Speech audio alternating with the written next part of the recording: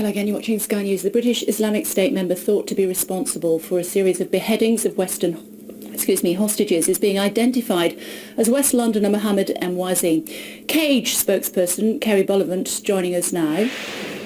Hello to you. Thank you for joining us here on Sky News this afternoon. Let me ask you straight off the bat, what level of harassment by the security services here in the United Kingdom justifies beheadings?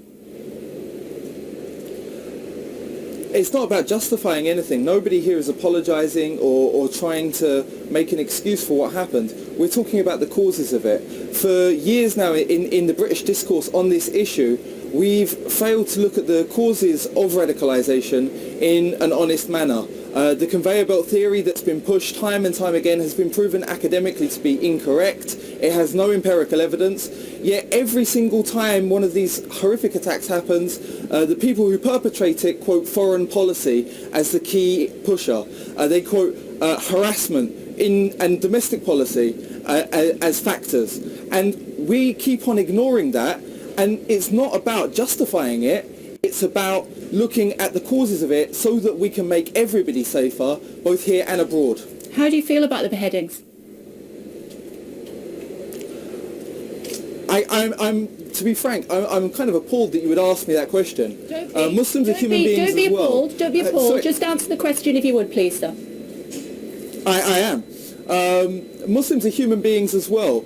We are shocked when we see beheadings. We're shocked when we see barrel bombs. We shouldn't have to justify our humanity by saying that I'm shocked by something as brutal as this. I campaigned, both behind the scenes and publicly, for the release of Alan Henning. So your question is inherently Islamophobic and racist. Nonsense. Get over yourself. Who's responsible for these beheadings?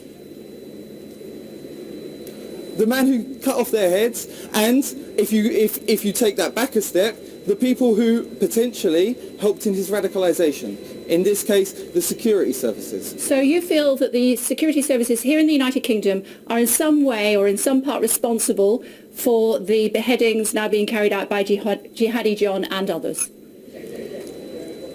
Everybody has agency for their own actions, and everybody, regardless of where they are and who they are, should be held accountable by the law, by due process, for any sort of torture that they do and any sort of killings without due process that they take. That is a blanket statement for all people in all times. So are you saying that the security services are in some way responsible for these beheadings, was my question.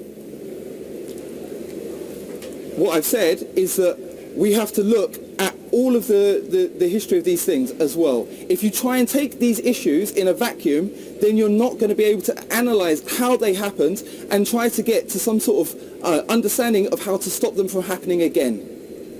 Okay, so do you feel that in some way the security services in the United Kingdom are responsible for the beheadings carried out by Jihadi John? I feel, I'll give you the answer that you've asked me 3 times, I feel that the security services have time and again harassed people and pushed them, and that has played a part in the radicalisation of this man. Now, he is responsible for his own actions. They are partly responsible for putting him in that position. Do you condemn his actions? I've already said, I'm sorry, I'm not answering that question. It's a ridiculous question. I've already gone through this and dealt with it.